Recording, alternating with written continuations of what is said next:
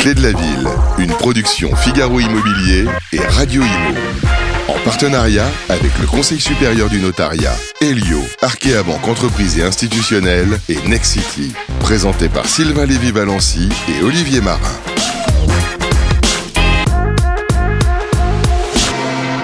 Bonjour à toutes et à tous, et bien voilà, nous y sommes. Nous allons clôturer notre 3e saison ici à Nîmes, dans un lieu magique, à côté des arènes, dans un lieu emblématique, au musée de la Romanité. Nous, on est très heureux de passer ce moment avec vous. On est un peu les compagnons du Tour de France, et on adore les élus locaux, et d'ailleurs, c'est des élus locaux dont on parlera tout à l'heure. On va parler de la fabrique de la ville, de l'immobilier en général, de l'art d'habiter, peut-être même les secrets du passé, avec notre ami Olivier Marin, rédacteur en chef immobilier au Figaro. Comment ça va, Olivier ? Très bien, très heureux d'être ici à Nîmes. Et Sylvain, heureux également, bien sûr, au nom de Figaro Immobilier et de Figaro Immo Télé, de clôturer cette 3e saison des Clés de la ville. Et tout au long de l'année, ça a été un grand plaisir, vraiment un très grand plaisir, avec toujours le même principe qui fonctionne et qui a fait ses preuves. On pose nos valises, on parle immobilier et logement, bien sûr, mais aussi urbanisme, environnement, architecture et patrimoine. Et à travers notre émission, c'est l'occasion de montrer que la ville, elle bouge et elle se transforme. Il y a une identité, mais il y a aussi des nouvelles façons de vivre et d'habiter. C'est ce qu'on va voir encore aujourd'hui à travers des reportages, des échanges, des témoignages en plateau de personnalités emblématiques, des acteurs de la fabrique de la ville. Et pour cette saison 3, après avoir découvert Reims, Nice, Metz, Amiens, Le Havre, Tours, Lorient, Angers et Angoulême, eh bien, nous sommes à Nîmes, au musée de la Romanité, musée archéologique reçu par notre grand témoin, que l'on est très heureux d'accueillir, c'est Julien Plantier. Bonjour. Bonjour. Premier adjoint au maire délégué à l'urbanisme et conseiller départemental du Gard, que l'on peut applaudir.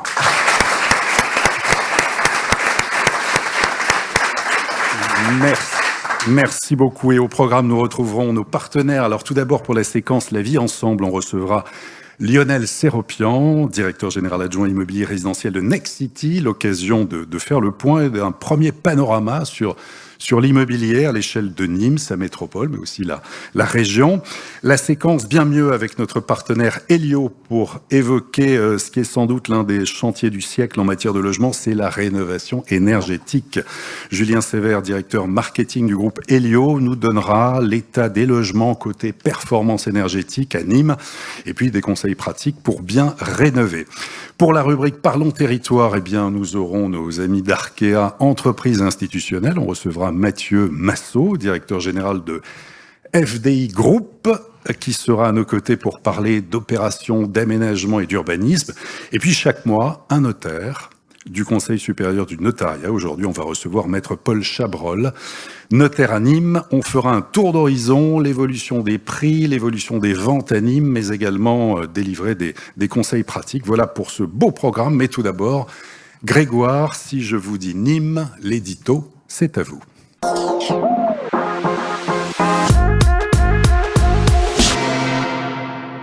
Bonjour messieurs, bonjour à tous, bonjour monsieur Plantier, merci beaucoup de nous accueillir dans votre ville de Nîmes. C'est un plaisir pour nous que de clôturer, vous l'avez dit, cette 3e saison des Clés de la ville. Alors sachez que vous êtes notre 28e étape sur les routes de France et de Navarre, et ça c'est pas rien.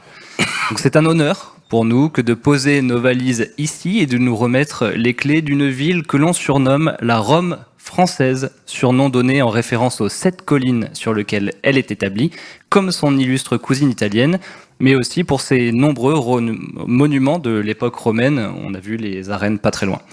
Oui, autant planter le décor tout de suite, Nîmes est une ville d'art et d'histoire. Et d'ailleurs, pour la petite anecdote, elles sont 119 villes à porter en France ce label attribué par le ministère de la Culture. L'époque romaine est très importante dans l'histoire de Nîmes, et j'ai écrit histoire avec un grand H. Parce que tout commence au 1er siècle avant notre ère, quand Nîmes devient colonie de droit latin.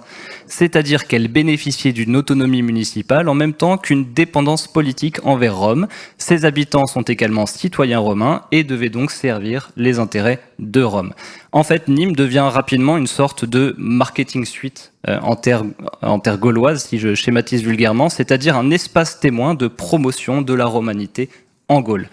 Une ville promotion a un emplacement idéal sur la Via Domatia qui relie Rome à l'Espagne. Au IIe siècle après Jésus-Christ, la ville est à son apogée et compte 25 000 habitants, ce qui est considérable pour l'époque. De cette époque subsistent de nombreux bâtiments à travers la ville, que nous verrons dans notre reportage tout à l'heure, et un emblème, le crocodile, puisque Nîmes était un important atelier de fabrication de monnaie, et l'une d'elles s'appelait l'As au crocodile, c'était une monnaie en bronze. À partir du IIIe siècle et les invasions wisigoths, Nîmes se replie sur elle-même et perd jusqu'à 90% de sa superficie romaine. Et il faudra attendre le Moyen-Âge pour que la ville renaisse grâce à ses sources. Les eaux qui parcourent la ville permettent en effet aux tanneurs et teinturiers de prospérer. L'exploitation de la vigne et de l'olivier se développe aussi, ainsi que l'élevage du mouton. Une nouvelle enceinte est construite au XIIe siècle et la ville est incorporée au Royaume de France après la croisade des Albigeois en 1209. À partir du XVIe siècle, Nîmes subit de plein fouet les guerres de religion. La ville est une des plus importantes communautés protestantes de France, dans une région très favorable à la religion réformée, jusqu'à être surnommée la Petite Genève par le roi Henri II. En 1665, Nîmes compte 20 000 habitants, dont 8 000 catholiques et 12 000 huguenots. Cette domination statistique n'est pas sans difficulté et la situation reste instable, voire violente, jusqu'à la fin de la Révolution. Au XIXe siècle, les grandes manufactures de tissus se développent et c'est l'envol économique de Nîmes. Le commerce avec l'Amérique du Nord débute, tout comme la légende du denim. Et oui, cette toile popularisée par Lévi-Strauss, conçue à l'origine pour les bergers cévenols, va habiller les cow-boys outre-Atlantique, puis nos contemporains. Au XIXe siècle, les 2 tiers de la ville de Nîmes sont employés dans le textile. Un renouveau urbain démarre, des hôtels particuliers fleurissent, les anciens remparts sont abattus, les jardins de la Fontaine sont créés, la ville de Nîmes vit un nouvel âge d'or. Et puis c'est l'arrivée du chemin de fer dans les années 1830.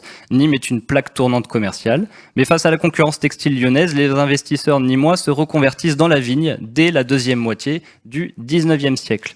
Dans la ville, un nouveau quartier apparaît entre la gare et la vieille ville et l'avenue Feuchère est percée, faisant le trait d'union entre passé et modernité. Nîmes est une ville multiculturelle, culture latine, romaine, italienne ou espagnole, languedocienne, provençale, protestante, cévenole et camarguaise. Le début du XXe siècle voit la ville subir une grave crise viticole entre ravages du phylloxéra et revendications sociales. Nîmes n'est pas détruite par les 2 conflits mondiaux du début du XXe siècle, mais subit des bombardements d'installations ferroviaires durant la Seconde Guerre mondiale. Après les conflits, passe à la reconstruction du pays. Nîmes se développe autour du tourisme et d'importants travaux d'assainissement sont réalisés. Un nouvel aéroport commercial est inauguré en 1961 et l'afflux de réfugiés algériens en 1961 entraîne la création d'une zone à urbaniser en priorité à Nîmes-Ouest. À partir des années 80, la ville de Nîmes s'est remodelée. Les quartiers sont rénovés et Nîmes s'étend vers le sud. Alors que la démographie était en baisse, les années 2000 voient la population augmenter de nouveau. 18e plus grande ville de France aujourd'hui, c'est avec beaucoup d'ambition que Nîmes a attaqué le XXIe siècle. Riche de 2000 ans d'histoire, témoin privilégié d'un passé riche, Nîmes s'est aussi tourné vers le futur. Enjeux environnementaux, bien-être de ses habitants, développement économique, mobilité et transport, autant d'enjeux et de challenges à relever pour Nîmes. Et rassurez-vous, le très sérieux New York Times a fait de Nîmes le 24e endroit où aller en 2023. Alors, bravo Grégoire.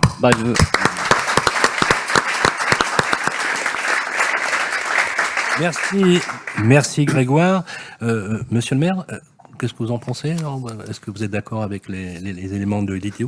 Vous êtes à la fois tourné vers le passé, vous êtes ancré dans le passé et en même temps tourné vers l'avenir. Alors je suis très heureux de représenter Monsieur le maire, je ne suis que son premier adjoint, oui. Mais ô combien heureux d'être parmi vous aujourd'hui, très heureux de vous accueillir. Merci d'avoir fait le choix de Nîmes pour votre dernière émission de la saison. Vous avez dressé un magnifique historique de notre ville. C'est vrai que nous avons l'ambition d'être à la fois campés sur notre tradition, sur notre histoire et tournés vers l'avenir. Je crois que c'est aussi comme cela que se construit une ville. On a une politique ambitieuse, à la fois de projets structurants, on va en parler. Et d'ailleurs, le site dans lequel nous sommes aujourd'hui est l'illustration même. D'un côté, 2000 ans d'histoire avec l'amphithéâtre romain, et de l'autre, un magnifique écrin architectural signé d'Elisabeth de Porzampar qui accueille ce magnifique musée de la Romanité. Demain, un palais des congrès à encore quelques mètres d'ici. Donc, à la fois des projets structurants, mais aussi travailler sur la qualité de vie, sur le bien-être de nos concitoyens. C'est un petit peu le leitmotiv et l'ADN de notre politique municipale depuis plus de 20 ans aux côtés de Jean-Paul Fournier. Merci en tout cas de nous accueillir, c'est vraiment un endroit magnifique. Et cette ville, vous l'avez vraiment remodelée. On voit qu'il y a une évolution absolument extraordinaire où il fait vraiment bon vivre. Et d'ailleurs, les grands médias internationaux ne s'y sont pas trompés. Je vous propose, Julien Plantier, de découvrir votre ville différemment. On s'est permis de tourner quelques images, un reportage qui a été tourné par notre ami Alexandre Burkhardt. Je vous propose qu'on le découvre maintenant. Bienvenue à Nîmes, ville 2 fois millénaire, préfecture du département du Gard, située entre mer et montagne, entre Méditerranée et Cévennes, sur un axe très fréquenté entre Avignon, Arles et Marseille.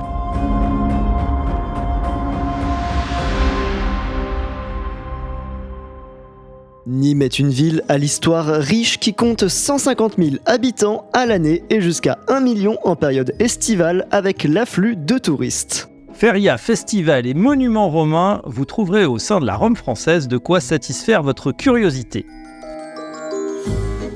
Alors Nîmes est née autour d'une source qu'on appelle la Fontaine, autour du VIe siècle avant notre ère. La population est gauloise, c'est la tribu des Volsques arécomiques, et elle va considérer qu'il y a une divinité qui se cache dans cette source, divinité dont on ne connaît pas le nom, on connaîtra que la version latine, qui est Nemausus, qui a donné plus tard le nom à la ville de Nîmes. On parle de Nîmes comme de la Rome française parce qu'on a vraiment ce patrimoine romain exceptionnel. Ce sont les Romains qui vont vraiment développer la ville. Alors, on a tendance à penser que les Romains sont arrivés avec Jules César. En fait, dans notre région, ils sont arrivés bien plus tôt, dès le IIe siècle avant notre ère.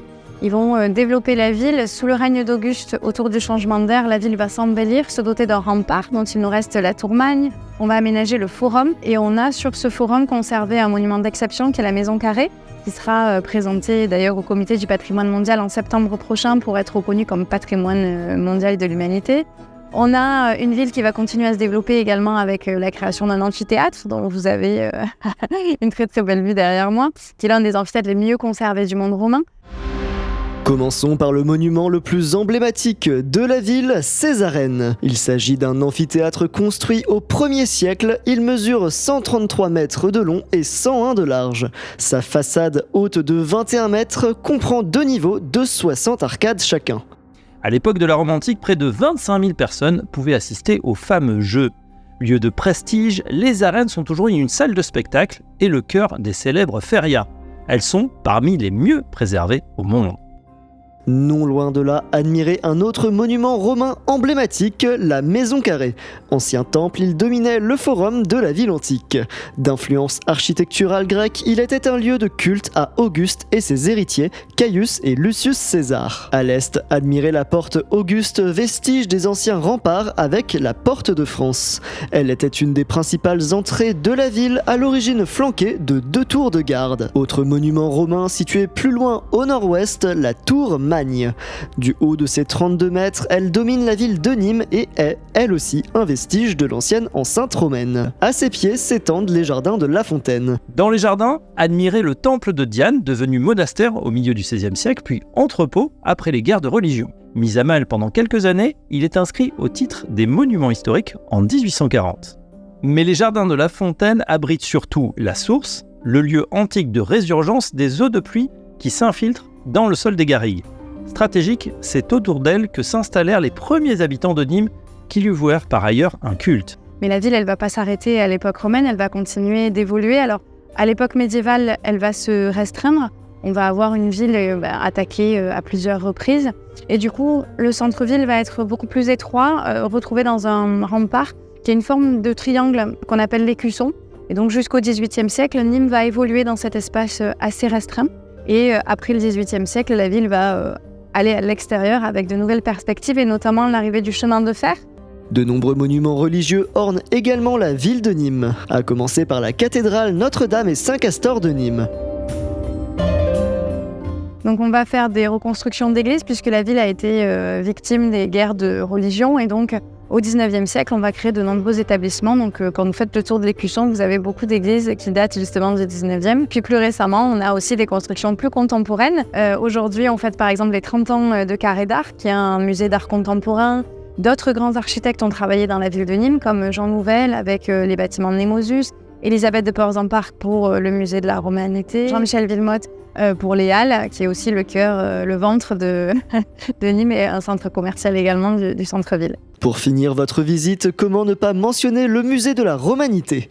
Musée de construction contemporaine qui nous abrite pendant l'émission, il voit sa construction achevée en 2018. Situé à côté des arènes de Nîmes, à 2 pas de la gare centrale, il offre un intéressant contraste architectural avec les monuments antiques de la ville. Musée de la Romanité compte 5000 œuvres, dont de nombreux objets retrouvés lors des nombreuses fouilles archéologiques que compte régulièrement la ville. Alliance du passé et du présent, le musée offre à ses visiteurs la possibilité d'utiliser la réalité augmentée pour mieux se projeter encore dans cette période romaine. Tradition, histoire, art, modernité, bienvenue à Nîmes.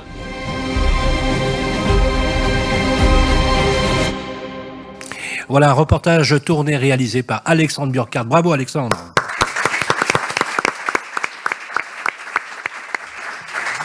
Qu'est-ce que vous pensez de ces images, Julien Plantier?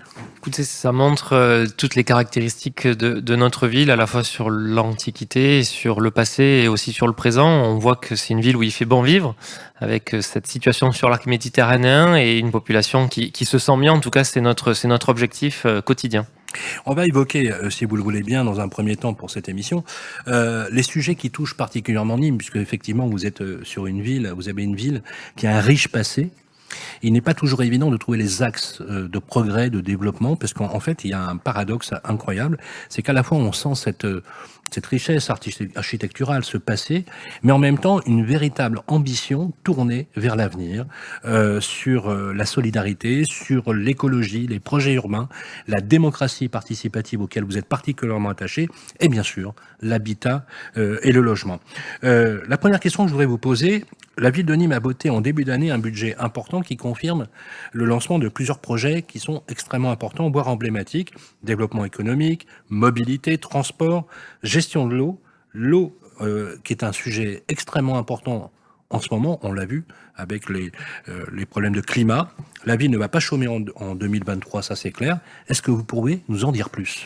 Écoutez, c'est vrai qu'on a un objectif très ambitieux en matière d'investissement, à la fois sur la consécration de projets très importants. J'ai évoqué tout à l'heure le Palais des Congrès. Il y a aussi demain la construction d'un parc urbain en cœur de ville de près de 16 hectares, le parc urbain Jacques Chirac, juste à côté de la gare centrale, ce qui me permettra, encore une fois, de montrer cette ossature de la ville de Nîmes telle qu'elle est calibrée, avec à la fois son écusson, mais tout aux alentours des quartiers qui se développent. Vous avez évoqué la question de l'eau. C'est vrai que l'eau est pour nous un élément primordial et ô combien indispensable, à la fois en termes de prévention de risques, parce que nous sommes situés juste au pied des Cévennes, donc avec un climat parfois un petit peu compliqué, notamment avec des épisodes cévenols, avec de fortes intempéries. Donc là aussi, dans le cadre de l'habitat, dans le cadre de l'urbanisme, ce sont des éléments que l'on doit prendre en compte bien en amont, avec comme programme 4 €, avec le PPRI qui s'impose à nous.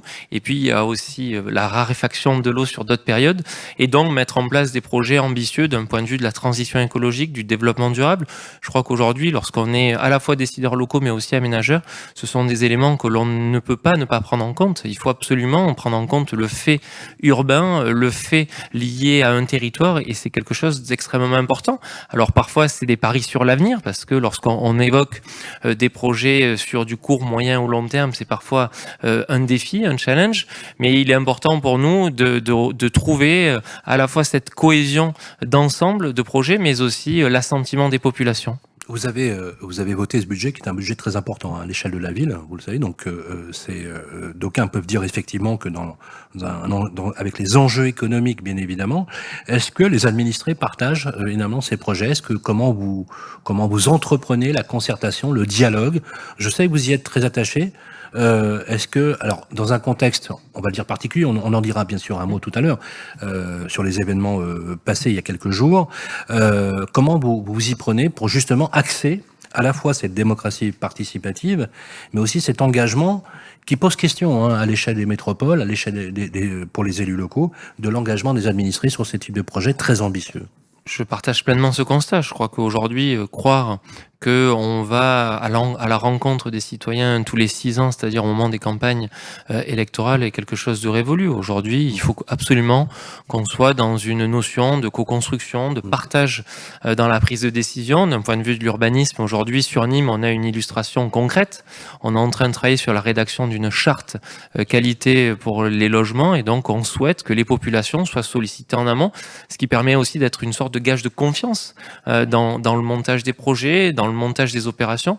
C'est quelque chose d'important, vous avez raison. Aujourd'hui, il y a une politique d'investissement très forte.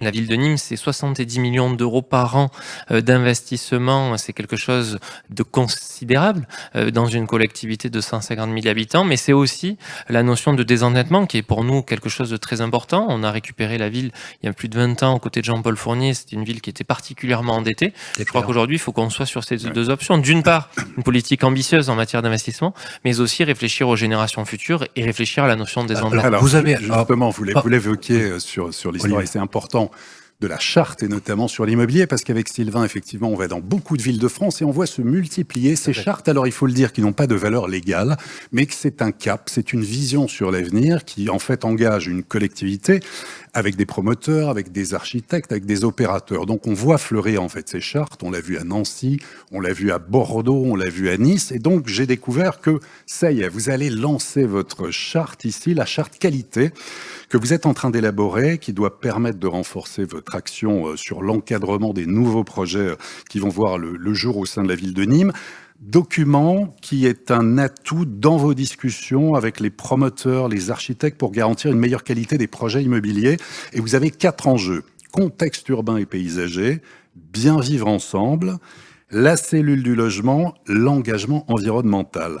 Donc vous faites un point d'honneur à Nîmes, à vous engager. Je crois que vous le présentez, vous avez des conseils de quartier, vous présentez aux habitants cette charte qualité. Où en êtes-vous et quel est l'objectif ? Vous êtes particulièrement bien informé sur ce document. Vous avez raison d'appeler en introduction le fait que ça ne sera pas un document opposable, c'est-à-dire ce que je dis à l'ensemble des protagonistes au moment de la présentation de ce document. Aujourd'hui, il est clair que l'on travaille sur de la concertation, à la fois avec les professionnels de l'urbanisme et de l'immobilier, mais aussi avec les acteurs locaux de cette ville, en tant qu'habitants, en tant que représentants de quartier. Je considère aujourd'hui que Nîmes connaît une vraie pression foncière particulièrement importante, je l'ai dit, parce que d'autres villes ont freiné l'urbanisation sur des villes voisines. Il y a aussi une politique ambitieuse d'un point de vue de la majorité municipale, et aujourd'hui, on voit bien que depuis quelques mois, depuis quelques années, Nîmes est dans le focus d'un certain nombre d'opérateurs, donc c'est une très bonne chose. Nous considérons cela comme quelque chose qui participe à la vitalité, à l'attractivité, au développement de notre territoire. Donc c'est quelque chose qu'on accueille avec beaucoup de plaisir, mais aussi avec une certaine exigence, parce qu'on voit bien que ça peut venir bouleverser, révolutionner certains secteurs de la ville, et c'est comme ça qu'on travaillera sur une notion de co-construction des différents projets. C'est quelque chose qui est fait sur d'autres territoires, vous l'avez rappelé. Notre objectif avec Jean-Paul Fournier, c'est que cette charte soit applicable à la rentrée de septembre, en prévision bien évidemment d'une future révision de notre plan local d'urbanisme. Mais il est important de voir qu'il y a une notion pour moi qui m'est chère, c'est la notion de résilience. On voit bien qu'aujourd'hui, avec les nombreuses crises que l'on traverse, il faut absolument qu'on puisse se servir des richesses de notre territoire pour les mettre au profit des populations. Et c'est comme ça aussi qu'on redonnera une certaine confiance au niveau des acteurs de l'immobilier, mais aussi au niveau des décideurs locaux. Cette ville, elle est très attractive. À l'instar de ce que nous dit Olivier, effectivement, beaucoup de métropoles ont emboîté le pas sur la rédaction de chartes avec des enjeux majeurs.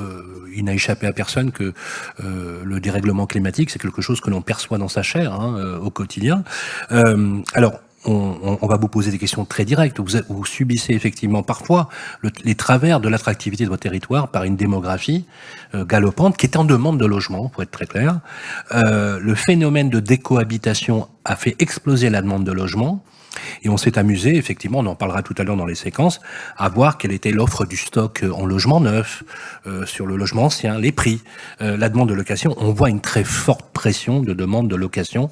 Bref, on voit une demande de logement. Question, est-ce que vous vous considérez à la municipalité, avec Jean-Paul Fournier, l'équipe municipale, comme des maires bâtisseurs ? Je considère Jean-Paul Fournier, au bout de 4 mandats d'exercice au poste de premier magistrat de la ville, comme un véritable maire bâtisseur. Vous l'avez évoqué dans le cadre de votre... Et un maire réélu, puisque il a été bâtisseur et réélu successivement. Bâtisseur et réélu pour la quatrième fois. Vous connaissez l'adage, hein. Ah oui, vous avez maire raison. Bâtisseur, maire vaincu. On Donc, peut dire que Jean-Paul il y a une Fournier, vraie volonté, une vraie ambition pour ce territoire. Après, il est clair que d'un point de vue de l'urbanisme, nous avons un rôle d'équilibriste.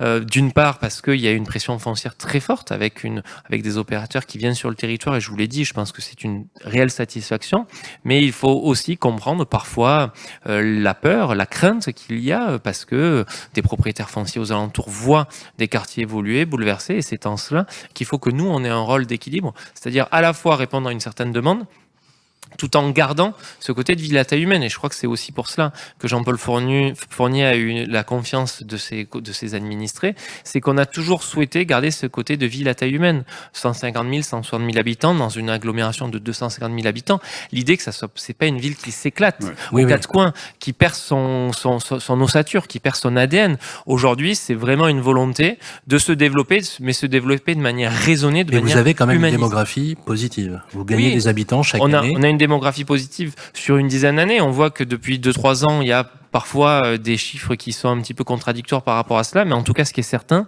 ce qu'on peut dire aujourd'hui, c'est qu'il n'y a jamais eu autant de permis de construire en cours d'instruction, il n'y a jamais eu autant de construction que ce qu'on a vu sur ces 2 dernières années. Donc ça montre le véritable focus qui est posé sur le territoire nîmois. Et pour préparer la ville de demain, il faut impliquer la jeunesse, donc impliquer la jeunesse dans la vie de la cité à Nîmes, améliorer la prise en compte de leur avis dans les politiques publiques. Les 15-29 ans représentent plus de 20% de la population nîmoise, ce qui est absolument énorme. Vous déployez des outils au service des plus jeunes, notamment ça passe par des actions, des bourses, des dispositifs variés, conseil municipal des jeunes pour les 12-14 ans, passe culture, rallye citoyen pour mieux connaître la ville. Vous voulez guider, impliquer les nouvelles générations justement dans la vie de la cité. Quel est l'objectif? Est-ce que c'est bien perçu? Est-ce que c'est bien suivi? Alors, bien perçu, je ne sais pas, parce que parfois, lorsqu'on est à côté d'une ville comme Montpellier, qui est une ville historiquement étudiante, peut-être que ce n'est pas le cas. En tout cas, ce qui est certain, c'est que nous avons à cœur de mettre en place des dispositifs intergénérationnels pour que chacune des générations présentes sur cette ville puisse se retrouver. Aujourd'hui, on a la chance d'avoir une université autonome qui compte plus de 15 000 étudiants en cœur de ville. Donc une ville qui compte sa jeunesse, c'est une ville qui s'engage vers l'avenir. C'est vraiment cette notion de partage, de faire comprendre à l'ensemble des générations que ici on se sent bien et surtout qu'il y a une notion de bien-être et de bien vivre. On a vu, bien évidemment, que on est dans une crise du logement et une crise immobilière sans précédent, avec à la fois des facteurs structurels et des facteurs conjoncturels. On a une demande qui s'est littéralement effondrée sur le logement neuf, mais c'est pas une demande en termes de demande, c'est surtout une demande de la solvabilité de la demande. On a pris sur les taux d'intérêt plus de 300 points d'augmentation de base, c'est quand même considérable, et on a analysé effectivement le volume, j'allais dire, d'offres de logement. On voit que le logement est devenu le marqueur social au niveau des villes, de plus en plus important. Et on a constaté que on a quand même quelques métropoles dont les prix baissent, mais pas à Nîmes. On a des prix finalement qui ne baissent pas, qui sont assez stables. Comment vous analysez le fait que cette ville, qui à un moment donné avait une pression foncière qui était importante, mais avec des prix très abordables, devient de plus en plus finalement difficile à trouver, avec des prix à la location, des prix à l'achat qui sont quand même élevés? Est-ce que de votre point de vue, par exemple, vous êtes favorable à l'encadrement des loyers? Est-ce que vous essayez d'endiguer ou de voir comment vous pouvez essayer de contrôler cela ou pas? Écoutez, nous, c'est quelque chose qu'on essaye d'accompagner, de constater. Lorsque vous évoquez le constat aujourd'hui où il y a un véritable stop dans le monde de la construction, c'est clair que c'est quelque chose que l'on ressent aussi sur Nîmes. Je crois que par rapport aux autres métropoles, c'est-à-dire que nous, on arrive en deuxième phase. C'est-à-dire qu'il y a certaines métropoles qui ont connu un véritable pic par rapport à leur niveau de constructibilité, au niveau de l'urbanisme il y a quelques années avant le Covid.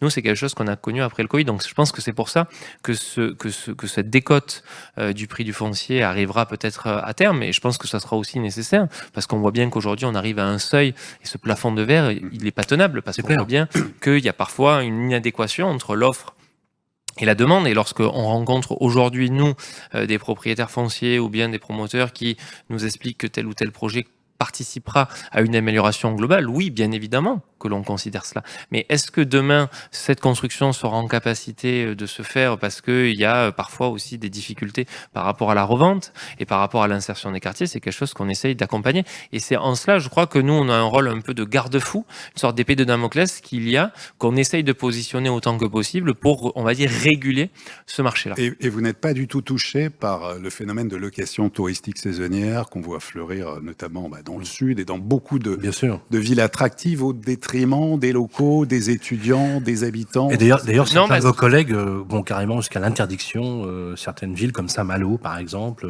Nous, Annecy, on n'en est pas jusque-là, c'est quelque chose qu'on regarde là aussi avec une certaine vigilance, mais non, aujourd'hui, on va dire qu'on est dans une approche assez libérale sur cette notion-là, on laisse faire les choses, après on interviendra à partir du moment où il y aura des postures qui seront plus forcément intentionnelles pour aller dans le bon sens. Mais non, aujourd'hui, c'est une ville touristique, certes, mais c'est une ville qui a un parc hôtelier quand même assez important, ce qui permet de créer encore une sorte de concurrence saine entre les locations saisonnières et le parc hôtelier classique. Parmi les grands projets, donc on va l'évoquer, il y a ce fameux sur le nouveau projet national de renouvellement urbain avec, je crois, 3 quartiers qui sont concernés. Et puis il y a aussi, c'est important dans une ville, c'est le sport.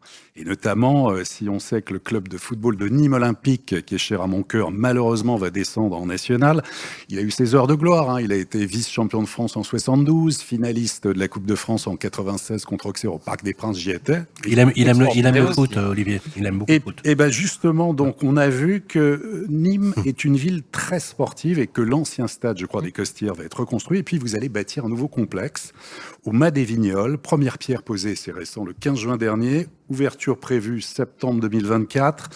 11 disciplines, du basket, du volley, du handball, de l'escalade, une salle omnisport sur 2 étages, 2 salles de gym, 25 millions d'euros tout de même qui sont prévus. Bâtiment de 8000 mètres carrés. Et sur la façade extérieure de ce nouveau bâtiment, on retrouve ce qui est magnifique, c'est l'architecture, le geste du drapé, qui est absolument incroyable.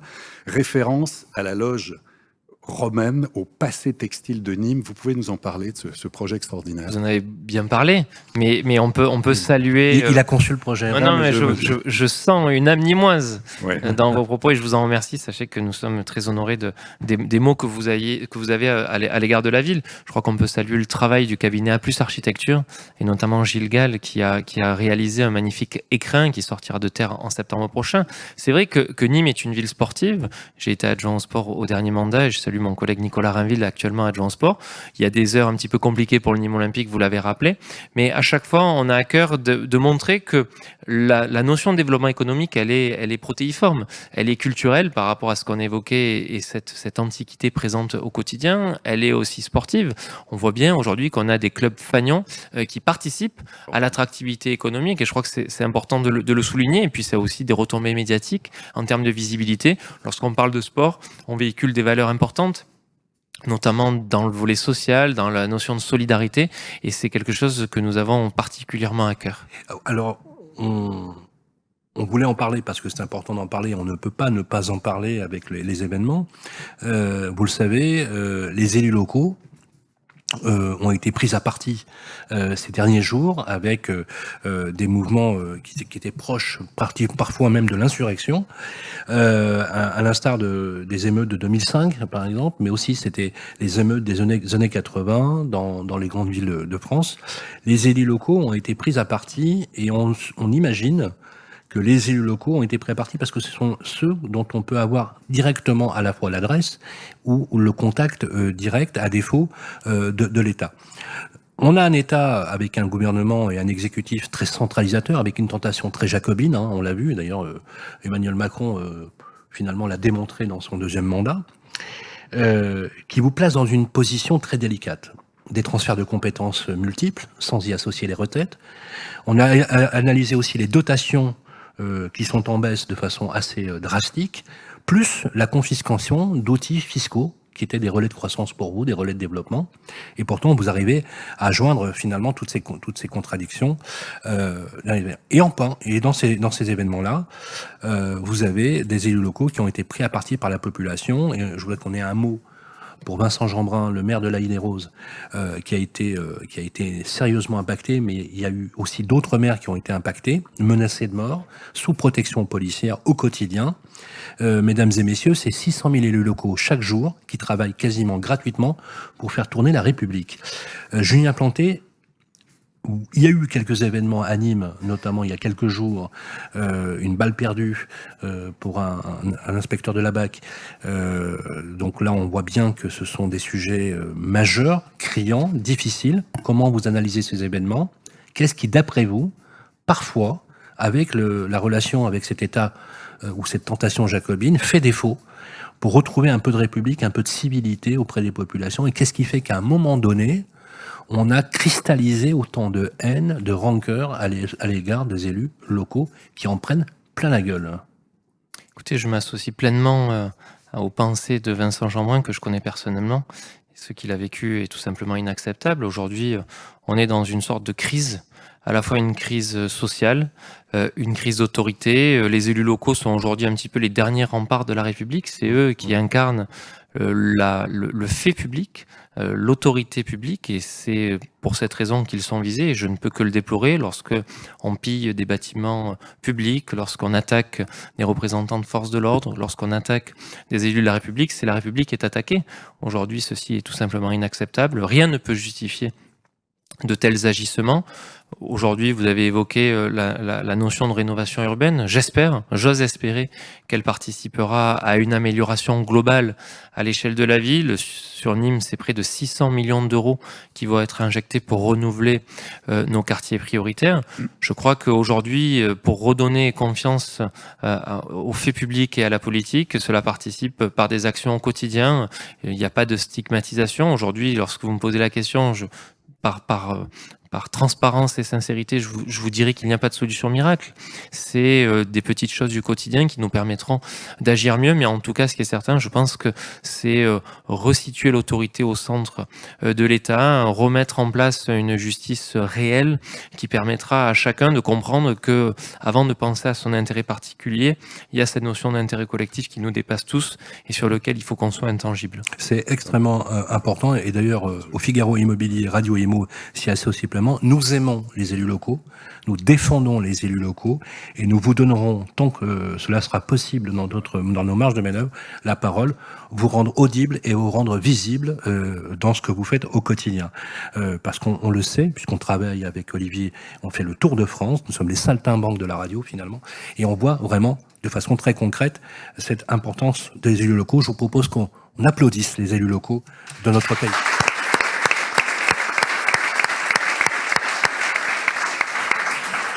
Voilà, nous allons passer maintenant à la prochaine séquence où nous allons parler de la vie ensemble. Que moi j'aime beaucoup ce titre, de la vie ensemble, avec Lionel Séropian qui va venir sur notre plateau dans quelques instants, où on va justement entrer dans le sujet, Julien Plantier, de la fabrique de votre territoire. C'est tout de suite après ça.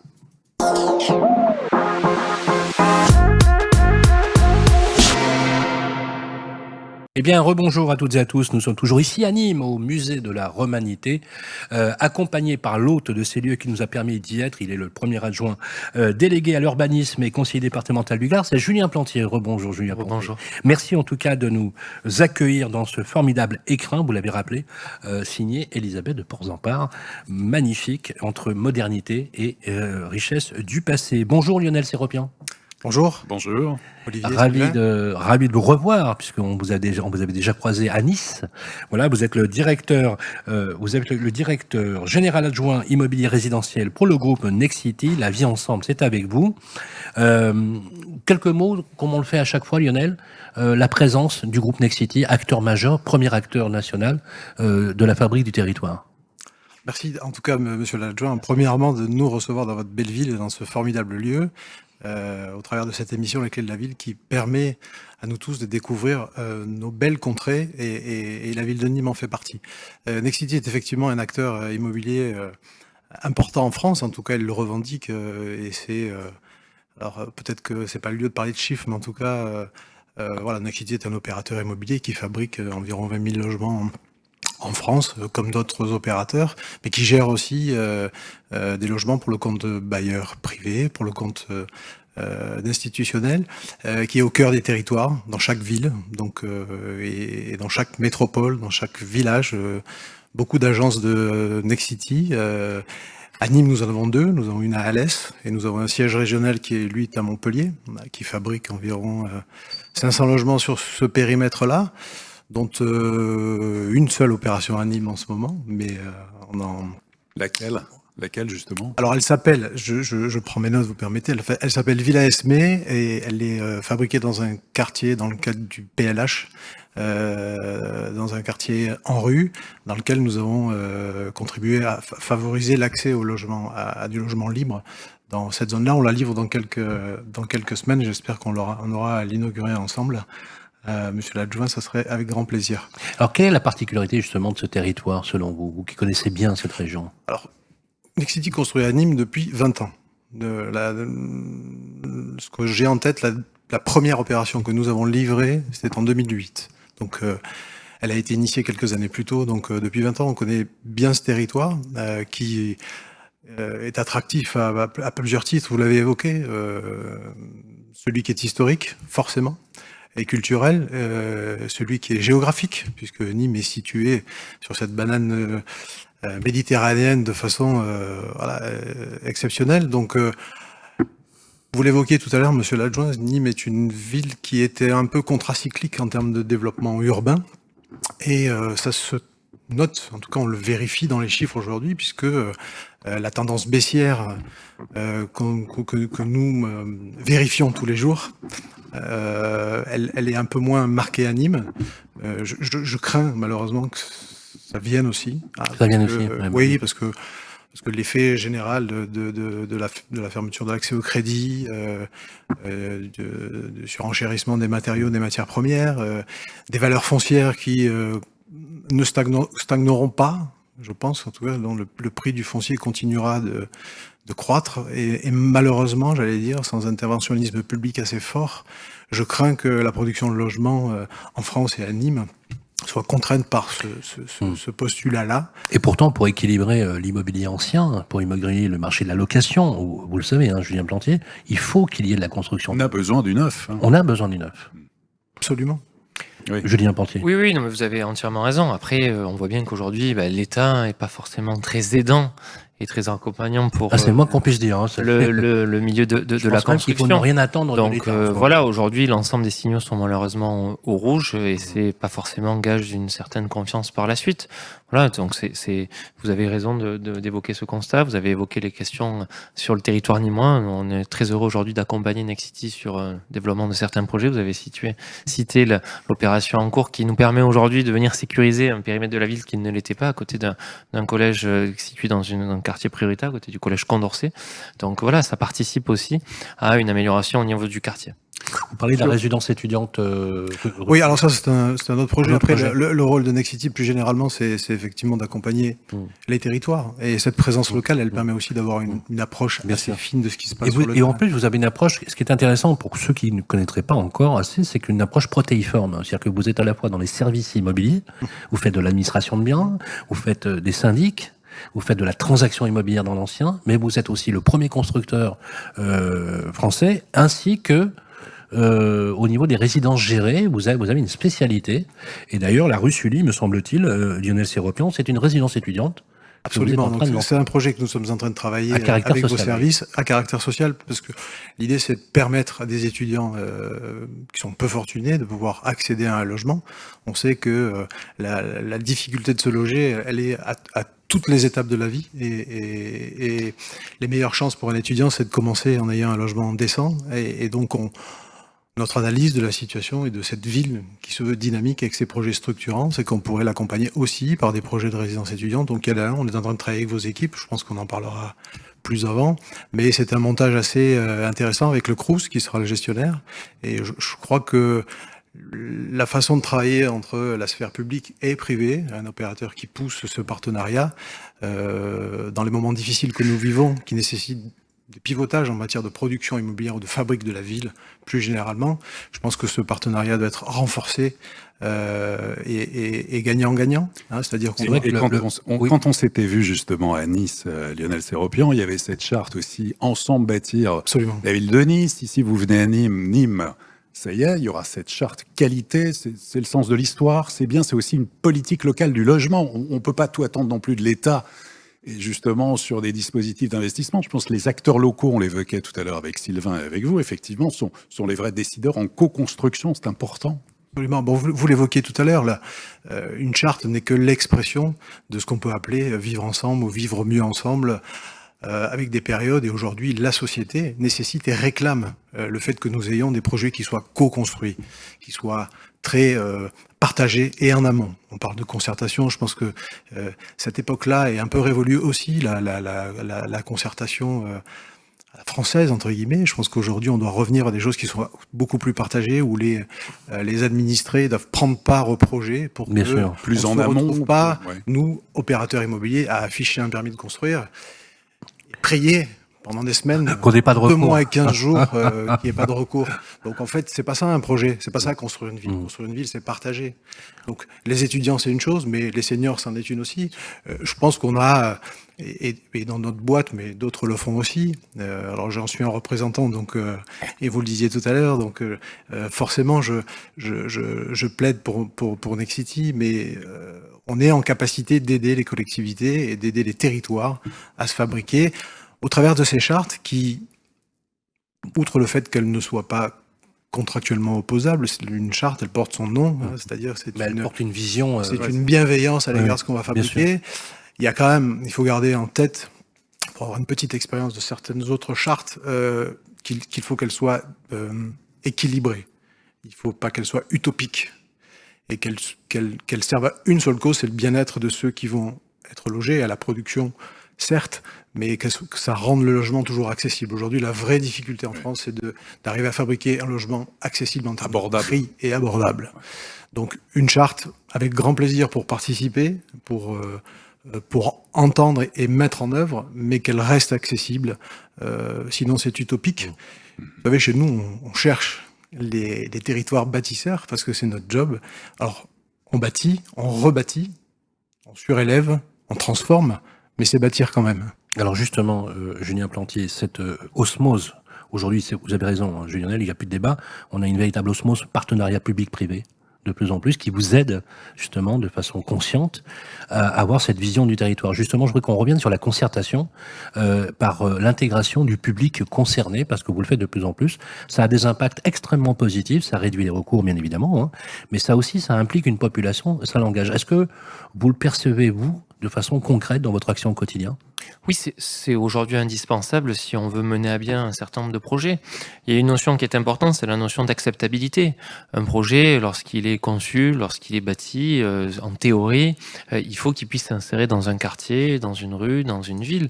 Et pour que cette insertion se fasse de la meilleure des manières en amont, tout recours précontentieux ou contentieux, il est important de rechercher une sorte d'acceptabilité par rapport aux populations. Et à partir du moment où les populations sont recensées, sondées, bien en amont, il y a cette notion de concertation qui se fait de manière naturelle et puis, in fine, le projet aussi, il grandit, il gagne en qualité. Lorsque il y a, par exemple, vous évoquiez la question d'une résidence étudiante, aujourd'hui, il y a un étudiant sur 2 qui est un étudiant boursier sur la ville de Nîmes. Donc c'est quelque chose que l'on doit prendre en compte. Aujourd'hui, la notion de résidence étudiante, elle a tout son sens à partir du moment où elle reste abordable. Et c'est comme ça qu'il faut qu'on travaille avec la population aux alentours pour qu'on puisse gagner en qualité et surtout qu'on puisse aussi gagner une sorte de certaine confiance. Aujourd'hui, l'aménageur, il ne faut pas le considérer comme le bétonneur qui arrive là et qui casse pour reconstruire. Et ça, ça se passe bien à Nîmes. Ça se passe bien. Parce qu'il y a eu une montée d'hostilité de population sur... Oui, on voit bien aujourd'hui qu'il y a certaines méfiances. Il y a une vraie crainte par rapport à cela parce qu'à partir du moment où il y a un projet qui arrive, ça va bouleverser l'équilibre global du quartier. Et c'est quelque chose que qui peut être vrai dans certains cas, mais parfois ce sont des idées reçues et il est nécessaire de se mettre autour d'une table pour discuter. Donc on a un rôle un peu de médiation, parce que nous aussi on souhaite que le projet, si à partir du moment où il est décidé, il puisse se faire de la meilleure des manières. Donc une sorte de médiation, et on met à plat un certain nombre de choses. Cette notion de participation, elle a tout son sens. Donc vous dire que ça se passe tout le temps bien, non, mais pour autant on se donne les moyens d'y arriver en tout cas. Merci beaucoup en tout cas d'en tenir compte, puisque je le répétais tout à l'heure, je le disais, mais à l'instar, vous savez, ça me fait penser, Jean-Paul Ponty nous fait penser à François Rebsamen, vous savez, pour le maire de Dijon. Vous avez vous avez finalement fait démentir tous les pronostics. Maire battu, non. Maire bâtisseur, oui. Vous l'avez démontré parce que vous avez transfiguré la ville. Merci beaucoup, Lionel Séropian. Applaudissements pour Lionel Séropian, directeur général adjoint de Nexity pour le pôle résidentiel. Merci Lionel. Et nous allons entamer la prochaine séquence où on va parler, Julien Plantier, d'un sujet majeur, c'est celui de la rénovation énergétique, avec la séquence avec Elio, c'est dans quelques instants.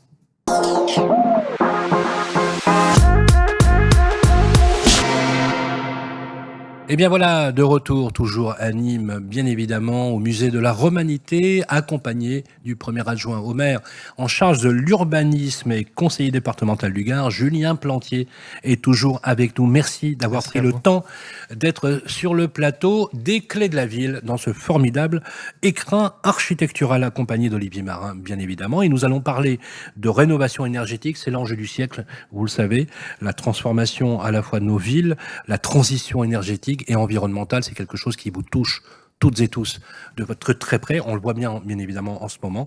On accueille le directeur marketing du groupe Elio, acteur national de la rénovation énergétique. Bonjour Julien Sévère. Bonjour. Comment allez-vous ? Super. Ça va ? Dans la belle ville de Nîmes où il fait beau. Alors bon. C'est la première fois qu'on vous voit sur le plateau, puisque habituellement nous avons l'inénarrable Pierre-Marie Perrin. Et on est ravis que vous soyez avec nous ici à Nîmes, bien évidemment sous les questions comme il est de tradition de notre ami Olivier Marin. Alors la rénovation énergétique, donc évidemment enjeu majeur qui nécessite à la fois de la transparence, de la confiance et de bons conseils. Donc ça, c'est la promesse d'Elio, spécialiste en fait de la rénovation énergétique, qui nous accompagne dans chaque ville de notre Tour de France. Julien Sévère, par rapport, peut-être pour démarrer, au plan de sobriété énergétique de l'hiver qui a, semble-t-il, porté ses fruits, comment on poursuit les efforts réalisés pour faire face à l'été et aux pics de chaleur qui sont de plus en plus fréquents ? Merci Olivier. Oui, c'est vrai qu'on avait un plan de sobriété énergétique cet hiver qui a très bien fonctionné. On a dépassé les attentes de l'État sur les 10% d'économie d'énergie qui étaient souhaitées. Donc ça, c'est très bien. Le secteur du bâtiment a atteint 15% d'économie d'énergie cet hiver. Et du coup, c'est vrai qu'on a envie de pérenniser ces gestes et puis sur l'été aussi. C'est vrai que maintenant, donc, on a le plan de sobriété de l'été qui démarre. Et c'est principalement l'objectif de réduire la consommation des climatisations. Alors on a une consigne qui nous a été donnée par la ministre Agnès Pannier-Runacher de régler plutôt les climatisations sur 26 degrés pour baisser la consommation. L'objectif de ces plans de sobriété de l'été, c'est 40% d'économie d'énergie d'ici 2050. Ah oui, c'est pas neutre. Hein. Quels grands changements, pour expliquer de façon, pour être pédagogue un petit peu, interviennent en matière de rénovation énergétique ? On parle beaucoup évidemment de MaPrimeRénov' aussi. Qu'est-ce qui change et qu'est-ce qui va changer ? Alors il y a une simplification qui est nécessaire, c'est les échos qu'on a au quotidien dans les activités d'Elio. Et donc ça va plutôt dans le bon sens. On va désormais s'appuyer sur deux piliers, un pilier sur l'efficacité et un pilier sur la performance. Donc l'efficacité, c'est toujours d'accompagner les ménages dans des gestes de rénovation énergétique qui sont la décarbonation en fait des moyens de chauffage. Voilà, donc plutôt la pompe à chaleur que la chaudière à fioul. Donc ça va continuer, c'est pérennisé. Et puis il y a un autre pilier qui lui est renforcé avec notamment une enveloppe de 300 millions d'euros qui est ajoutée au budget MaPrimeRénov' à partir de 2024. Et donc ce volet performance, c'est la rénovation globale. Et donc c'est l'idée de considérer tous les points énergétiques du logement dans une rénovation. Et vraiment de faire une rénovation globale qui permet pour le coup de faire des économies vraiment substantielles. Voilà, donc avec un objectif de 200 000 rénovation globale désormais en 2024, grâce notamment à cette enveloppe supplémentaire. Souhaitons que les objectifs puissent être atteints, ce qui n'est pas certain non plus. Oui, absolument. Alors maintenant, concrètement, comme à chaque fois dans chaque ville, vous avez étudié le parc de logement ici à Nîmes. Alors, est-ce que Comment Nîmes est-il est une bonne élève de la rénovation énergétique? Alors, en tout cas, c'est une très bonne élève au niveau, effectivement, de la classification des logements. Quand on regarde les DPE qui sont faits à Nîmes depuis 2021, on a à peine, moins de 22% des logements qui sont considérés comme passoires énergétiques. Donc, Ah oui, très bien. ouais, Donc c'est par rapport à la moyenne nationale, c'est c'est excellent. exceptionnel. Oui. 70% des logements de la ville de Nîmes sont en étiquette C ou D. Donc voilà, donc on est vraiment au centre des étiquettes de logement. Sur les DPE existants, sur mais- les DPE existants. Oui. Non mais 70%, oui, forcément, faut le puisque préciser, sinon les autres on les préciser. a pas, donc On peut pas faire savoir. encore Mais, mieux, hein, c'est sûr. mais sur les DPE existants, 70%, c'est très élevé, c'est de l'habitat collectif. Hein. Alors oui, la ville de Nîmes, c'est 63% de logements collectifs, 60% de locataires. Donc ça, c'est plutôt bien quand même d'avoir une ville qui a une base, en tout cas, de logements qui sont pas en trop mauvais état d'un point de vue énergétique. Il reste de la rénovation à faire parce que il y a quand même quelques pourcents de logements qui sont en passoire énergétique. Et puis, il faut dire que Nîmes profite sur cet aspect-là. En tout cas, c'est les méthodes de calcul actuelles, du climat qui est plutôt favorable et des méthodes de construction du secteur. Ici, historiquement, les maisons sont en pierre. Et ça aide, parce que la pierre, c'est un matériau qui permet de restituer la chaleur une fois et de la C'est vrai qu'on voit bien l'ancrage en fait de la richesse architecturale de la ville Mais vous par rapport semblez étonné, à l'impact climatique. Oui. non Non, étonné non, mais c'est toujours intéressant d'avoir un regard extérieur sur l'ambition et sur la manière dont on se situe par rapport au territoire national. C'est vrai que nous avons un climat qui est parfois pas simple et il faut faire un lien par rapport aux bâtiments et cette approche bâtimentaire. Nous, je sais que sur les bâtiments publics, on a à cœur de proposer une rénovation énergétique, notamment avec l'installation d'un photovoltaïque, avec ces chaudes journées que nous avons, toute l'importance et le bienfait du photovoltaïque, donc on travaille là-dessus. Il y a aussi un certain nombre d'OPH que l'on mène sur certains quartiers pour améliorer et accompagner les propriétaires bailleurs ou bien les propriétaires occupants pour que leur logement gagne en termes de classification énergétique. Donc ça aussi, c'est quand même quelque chose d'important. Et puis il y a aussi sur les constructions nouvelles un certain nombre d'exigences qui sont posées. Lorsqu'on va imposer des logements qui soient bi-orientés, ça va favoriser une ventilation naturelle, la question des logements traversants. Là aussi, ça va limiter l'utilisation de chauffage ou de climatisation électrique. Donc voilà, ce sont tous ces éléments qui vont nous permettre aujourd'hui de faire entrer Nîmes dans une nouvelle ère en ce sens. Après, c'est pas simple parce qu'on sait très bien que ça a un coût et la question de la rénovation énergétique, en plus, d'un point de vue politique, c'est quand même pas simple à gérer parce que c'est souvent des travaux qui ne se voient pas forcément et c'est parfois aussi audacieux, mais c'est un choix que l'on fait d'avoir un programme ambitieux par rapport à cette rénovation. Juste un point sur certains bâtiments, on a vu tout à l'heure le Carré d'Art, qui est le musée d'art contemporain depuis plus de 30 ans. Il y a 5 ans, on a mené un très gros plan au niveau d'un crème avec de la rénovation énergétique qui permet de venir transformer des passoires énergétiques en des bâtiments beaucoup moins énergivores. Très bien. Je rebondis sur ce que vous dites. C'est vrai que le photovoltaïque, alors surtout quand on est aussi bien situé que la ville de Nîmes, qui quand même a des avantages géographiques par rapport au reste du pays, il faut en profiter. Il y a une très forte demande en ce moment et c'est un des meilleurs moyens vraiment de faire baisser les coûts de l'énergie.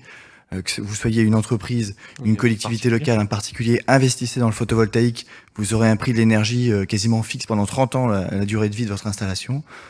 Et sur le sujet des bailleurs sociaux, c'est vrai que les charges énergétiques dans les logements sociaux représentent des fois un fort coût pour les locataires. Et donc, on participe d'ailleurs chez Elio et c'est vraiment important qu'on ait les moyens de rénover les logements HLM. Alors justement, on va voir des cas concrets, comme on fait à chaque fois, dans chaque ville-étape. Alors aujourd'hui, sur la rénovation globale à Nîmes, donc côté particulier, vous prenez l'exemple donc d'une maison, cette fois-ci individuelle à Nîmes, 97 mètres carrés, c'est un couple avec 2 enfants, revenu 60 000 € par an, un système de chauffage au gaz, avant-après. Alors oui, c'est vrai que... Notez que c'est un cas réel, hein, un cas vraiment... Oui, on essaye de prendre des vrais sujets, des vrais devis. On a l'habitude avec toutes les rénovations qu'on traite toute l'année. Et c'est vrai que c'est ce qu'on se disait, la rénovation énergétique, c'est complexe. Il y a un vrai sujet de financement aussi des restes à charge derrière. Et puis, c'est quand même abstrait sur ses coûts. Donc, c'est pour ça qu'on profite de l'émission. À la fois dans la lecture des aides, parce que c'est pas évident pour le public, les particuliers, vous le savez, Julien Plantier, on a du mal à savoir calculer le reste à charge, mais aussi parfois il y a aussi même des aides locales qui peuvent se cumuler. Exactement, qui peuvent venir compléter ça. Et donc dans le cas de cette maison d'environ 100 mètres carrés à Nîmes, l'idéal c'est donc de mener ce qu'on appelle une rénovation globale, l'angle performance de MaPrimeRénov'. Nous on estime qu'il y a environ 40 000 € de travaux. Isolation complète du logement, installation d'une pompe à chaleur et d'une VMC double flux. Et sur ces 42 000 € TTC de travaux, on peut, sur ce foyer, mobiliser 25 000 € d'aide à la rénovation énergétique entre MaPrimeRénov', les aides locales, la prime Hélio, un bonus sortie de passoire, etc. Voilà, et donc il reste quand même 16 000 € à financer, mais on peut par exemple mobiliser un éco-prêt à taux zéro. Aujourd'hui, ça permet de financer jusqu'à 50 000 € pendant 20 ans. Et ça sera... Et les aides locales, c'est les aides de la municipalité, Julien Plantier ? Alors, il y en a sur certains quartiers. Il y a aussi l'agglomération qui contribue à cela, notamment sur l'approche climatique. Lorsqu'on vient créer des pièces refuges, lorsqu'on vient créer des menuiseries beaucoup plus opaques, il y a tout ce travail qui est fait en amont. Donc oui, on accompagne, mais c'est sur certains quartiers de la ville. Certains quartiers tout à fait. Les plus sujets au phénomène climatique. Bien sûr. C'est vrai qu'on a un sujet cette année qui a émergé. Qui sont aussi les logements bouilloires. Et donc, il va falloir... ça, c'est un avantage dans l'isolation des logements. Sachez que ça ne fonctionne pas que l'hiver. C'est quand on isole son logement, quand on le rénove, si on fait notamment une rénovation globale performante, l'isolation fonctionne autant l'hiver que l'été. Absolument. Le confort d'été comme le confort d'hiver, c'est hyper important ce que vous dites, parce que souvent on le traduit par la chaleur excessive, mais il faut rappeler que effectivement. Et puis nous on le vit. Il y a une saisonnalité dans notre métier, c'est terrible. D'accord. Mais alors surtout chez les particuliers, mais c'est clair. Ils appellent l'hiver quand ils ont froid ou quand la chaudière fonctionne plus. C'est ça. Alors que c'est plutôt l'été qu'il faut rénover. En y ajoutant aussi, dans ce que vous dites, ce qui est important, c'est la valorisation de l'actif.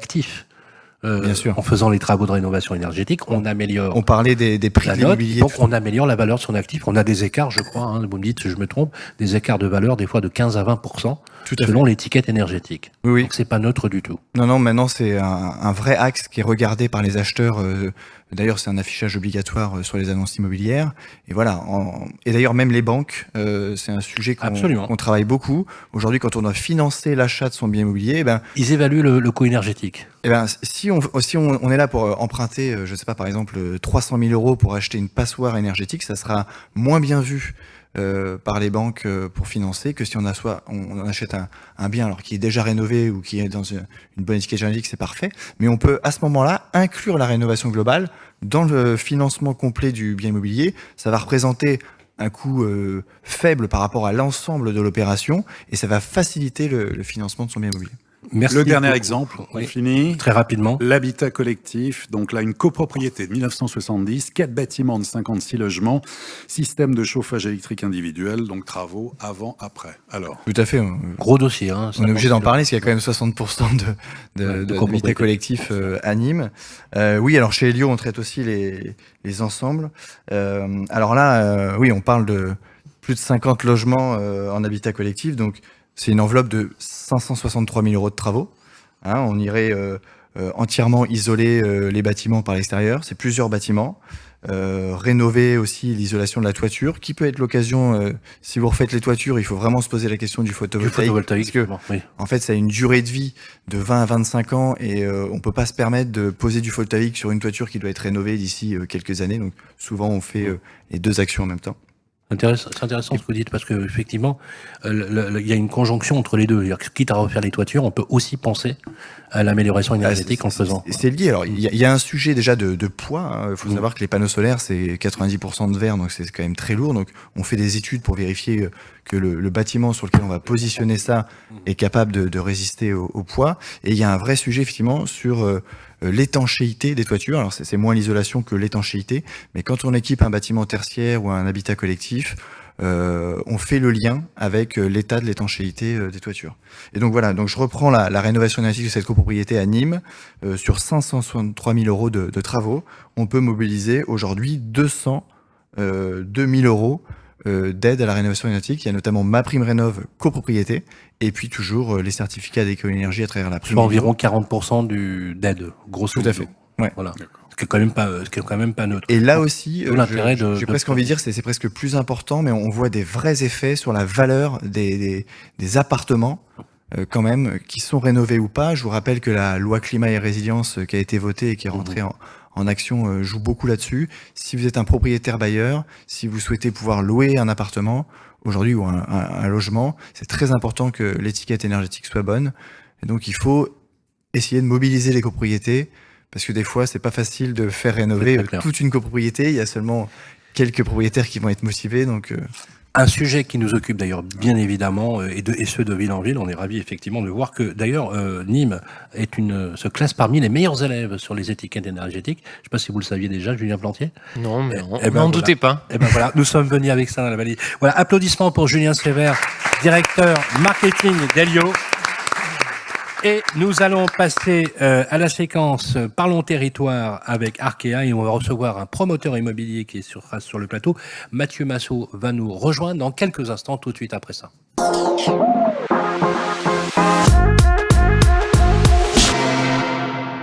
Si vous venez de rejoindre sur le plateau, nous sommes à Nîmes, au musée de la Romanité, et nous sommes accueillis, nous avons beaucoup de chance d'être accueillis par Julien Plantier, le premier adjoint délégué à l'urbanisme et conseiller départemental du Gard. Merci de nous recevoir, Julien Plantier, et merci de cet accueil formidable. Je vous encourage à venir ici au musée de la Romanité, un écrin architectural, vous l'avez rappelé d'ailleurs tout à l'heure, vous avez su allier dans cette perspective, mais on voit bien la marque d'Elisabeth de Porzampar entre modernité et tradition. Merci en tout cas. Bonjour Mathieu. Bonjour Sylvain. Mathieu Massot, vous êtes le patron de FDI, un gros acteur de la promotion immobilière, mais pas que. Vous êtes aussi un homme de l'immobilier. Merci de nous rejoindre sur le plateau. Alors moi, j'ai envie de vous connaître un peu mieux. Parlez-nous. Vous savez, c'est très à la mode. Maintenant, on dit qu'il faut contextualiser. Parlez-nous de votre groupe FDI. C'est qui? C'est quoi? Merci de me donner l'occasion d'en parler.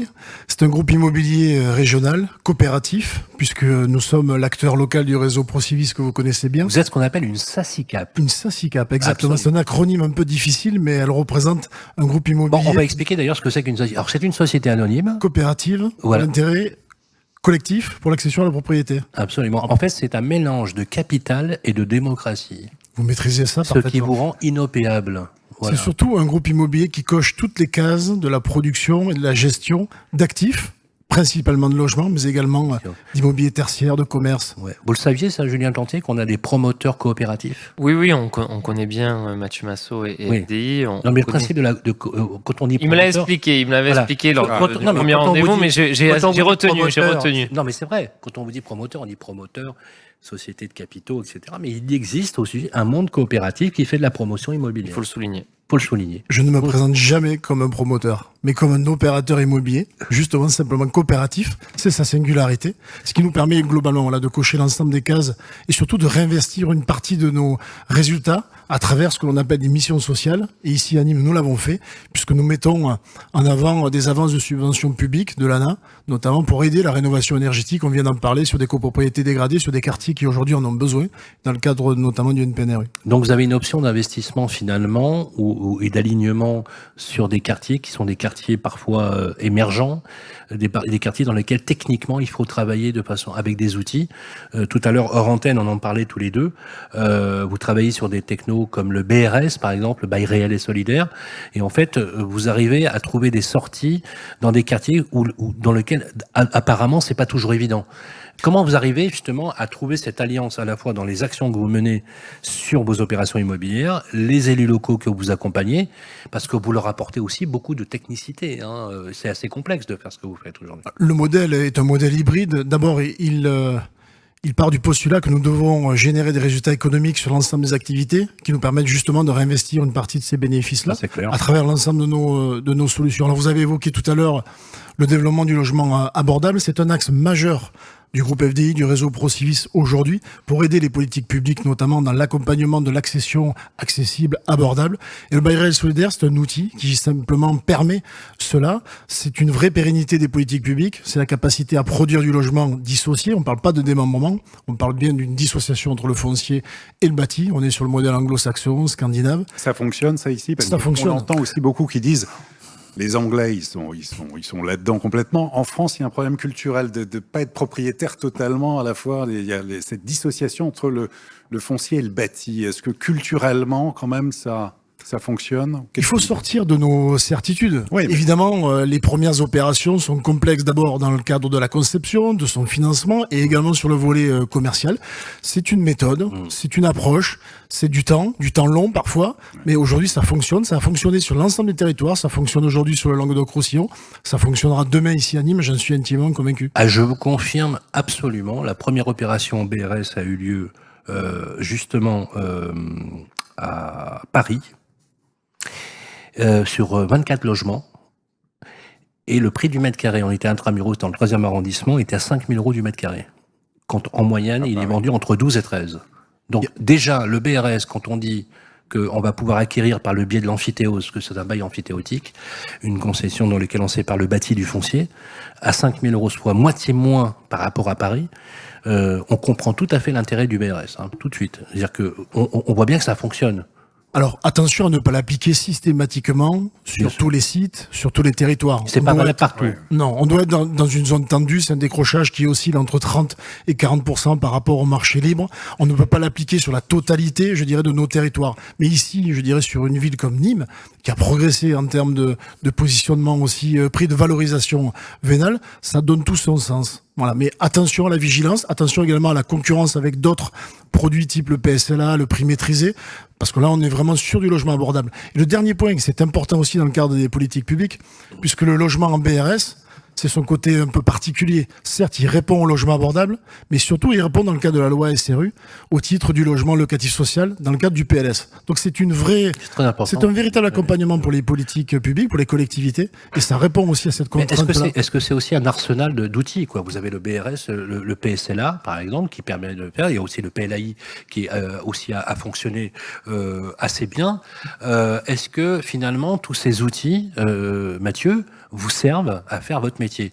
On l'a vu tout à l'heure avec votre collègue Lionel Séropian, qui est un acteur global de l'immobilier et qui est un acteur social aussi, puisque Nexity a cette particularité d'être sur le logement abordable, comme autres groupes aussi également. Est-ce que tous ces outils aujourd'hui, compte tenu, mais vraiment directement, d'un exécutif qui n'est pas hyper favorable à la construction de logements neufs, on peut le dire, notamment avec la restitution du CNR qui nous a un peu surpris, clairement. Est-ce que vous arrivez à bosser concrètement aujourd'hui avec ces outils-là? Et est-ce qu'on a encore un peu d'espoir pour justement, dans ces zones tendues, d'utiliser ces outils de manière efficace pour loger les Français? Alors dans ce paysage que vous avez dépeint, un peu morose ou délicat, complexe, on peut l'appeler ainsi dans le monde de l'immobilier, le seul élément positif que je le perçois, c'est notamment le déploiement et le développement du logement abordable, quel que soit le produit. Donc oui, moi je crois qu'on doit être en capacité de pouvoir l'engager. Alors c'est vraiment une modification de la chaîne globale de la production, à la fois via une impulsion politique. C'est une prise en compte des opérateurs pour être en capacité de le faire. Aujourd'hui, un organisme foncier solidaire, tout le monde ne peut pas le mettre en place. Il faut être en capacité de le gérer, quel que soit son statut. Mais c'est l'ensemble de la chaîne qui doit justement migrer sur une appréhension de cette dissociation foncier-bâti. C'est une adaptation, une agilité forte, mais c'est une vraie réponse aujourd'hui sur nos territoires. Réponse, Julien Plantier, qu'est-ce que vous en pensez? Alors, il y a un OFS. Oui, alors nous, c'est vrai que... Organisme foncier solidaire. Tout à fait, c'est vrai que ce type d'initiative, on a eu l'occasion d'échanger avec Mathieu. Je pense qu'elles auraient tout à fait la place sur le secteur nîmois. C'est quelque chose qu'on n'a pas encore mis en œuvre, mais en tout cas, réfléchir au parcours résidentiel de nos administrés, c'est quelque chose de très important. Ça a du sens, cette notion de logement abordable. Après, ça vient un peu casser les codes de la notion de droit de propriété, et surtout, nous, en tant que décideurs locaux, à partir du moment où il y a une spécificité propre qui se crée, ça crée du coup, du fait, une qualité potentielle par rapport au projet. On sort de la multiplicité, de la concurrence par rapport à du logement privé classique, et ça vient pour nous ajouter une arc une corde à notre arc, ce qui nous permet aujourd'hui de nous différencier. C'est quelque chose sur lequel on est tout à fait prêt à travailler. Et en matière d'accession à la propriété, est-ce qu'il y a des prêts à taux zéro locaux? Est-ce qu'il y a des choses que vous mettez en place à Nîmes spécifiquement? Il faut un jour s'y pencher, parce que quand on voit la manière dont l'État a réagi par rapport au PTZ, il est clair que il faudra que les décideurs locaux puissent en imprégner. Après, on le sait tous, le nerf de la guerre, c'est l'argent. Et aujourd'hui, les budgets de nos collectivités nous propose pas cela. Après, Mathieu a rappelé toute l'implication qu'il y a aujourd'hui de son groupe sur les copropriétés dégradées pour accompagner certains secteurs dits sensibles. Ça participe aussi à une amélioration globale du territoire. Alors, a été acté la fin du Pinel. Donc, le Pinel est mort, il n'y a rien qui va le remplacer. Et pour relire la nouvelle version du PTZ, moi, j'ai pas compris. Si vous avez compris, moi, j'ai pas encore compris. Donc, parfois, il y en a certaines qui disent qu'il ne faut plus rien attendre, parfois même de l'État, quand on a vu la pauvreté de la restitution du CNR. C'est dit. Dernière question, chez FDI, vous avez une particularité, c'est mixité d'usage, mixité fonctionnelle et mixité sociale. C'est-à-dire que vous êtes vraiment très protéiforme. Alors, moi, j'aime beaucoup cette façon d'aborder parce que je pense que vous avez une vision à 360 degrés. Vous n'êtes pas qu'un promoteur immobilier, vous êtes un véritable visionnaire de la ville et de la fabrique de la ville du territoire. Dites-nous-en quelques mots pour qu'on puisse finir sur une note positive, on va dire, par rapport à ce qu'on a dit politiquement. Votre synthèse est plutôt sympa et je vous en remercie.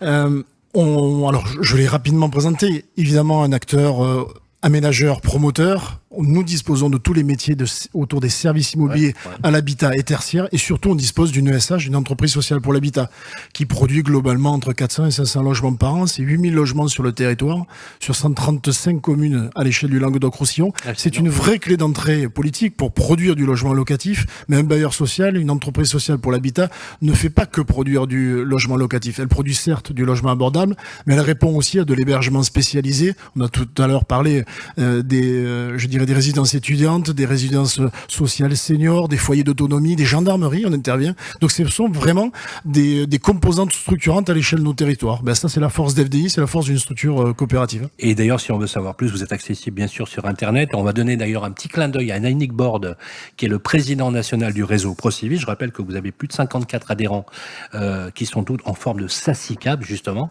ce qui vous donne un côté coopératif. C'est très complémentaire aux actions et je vois beaucoup de similitudes effectivement dans votre action globale avec vos confrères de Nexity, de Kaufman et des gros acteurs du logement en France. Longue vie en tout cas à votre réseau. Merci beaucoup. Applaudissements pour Mathieu Massot, directeur général du groupe FDI. Et nous allons finir sur la touche particulière, notamment sur le logement ancien, avec le Conseil supérieur du notariat. Nous allons accueillir dans quelques instants Paul Chabrol qui va nous rejoindre et nous allons aussi après conclure cette émission ici à Nîmes, au Musée de la Romanité. À tout de suite.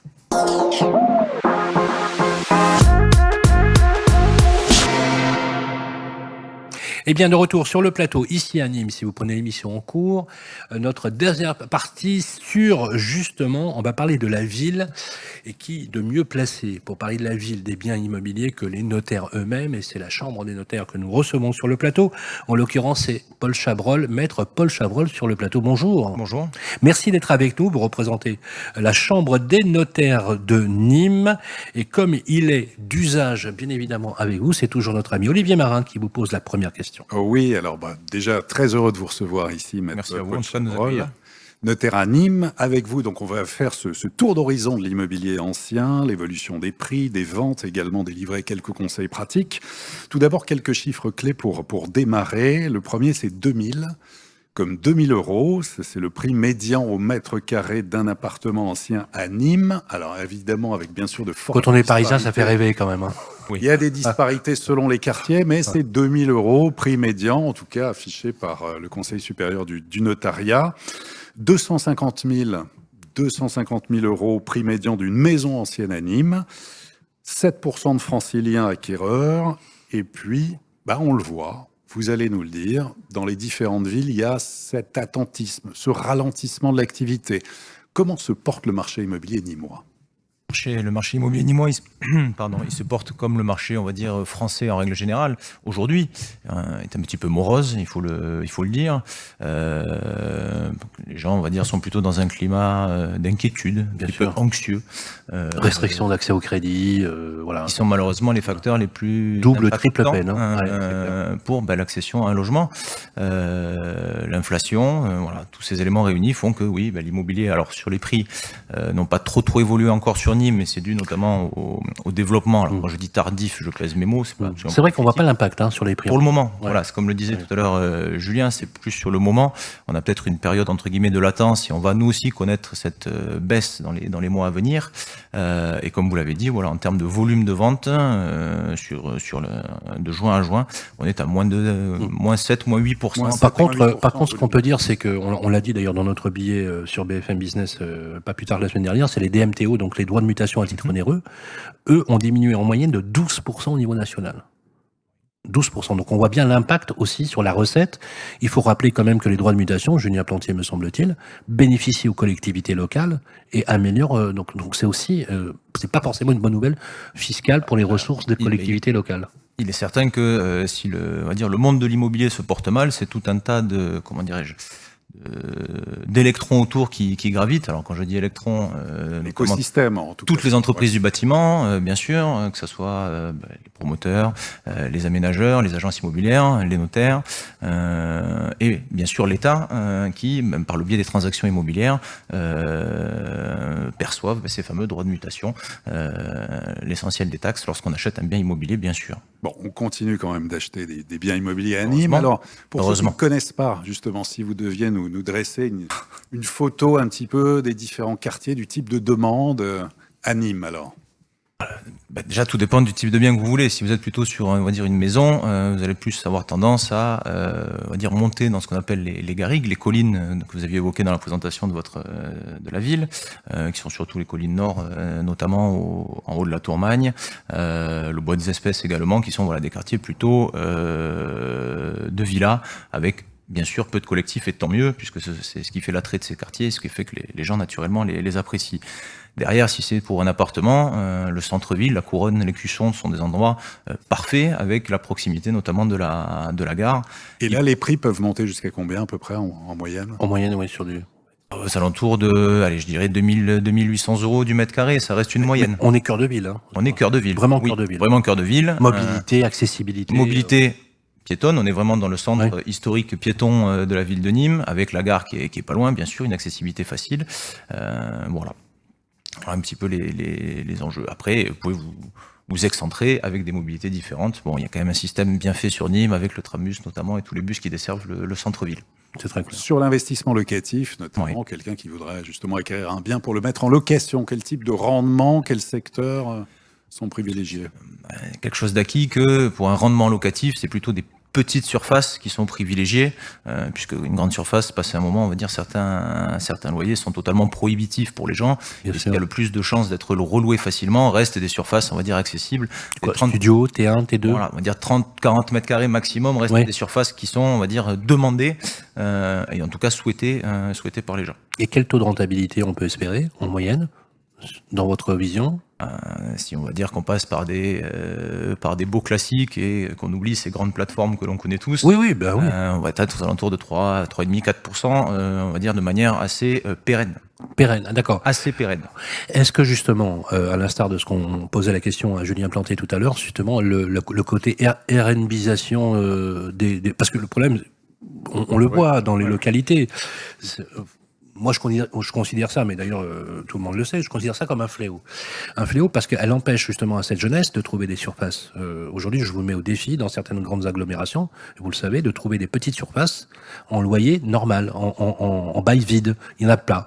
Il y a soit du bail meublé, il y a soit du bail mobilité, il y en a de moins en moins d'ailleurs. C'est vraiment un sujet. Ça, on peut pas dire que ça a eu un franc succès. Par contre, en Airbnb, en location saisonnière, absolument, c'est pléthore. On peut comprendre, hein, je peux comprendre.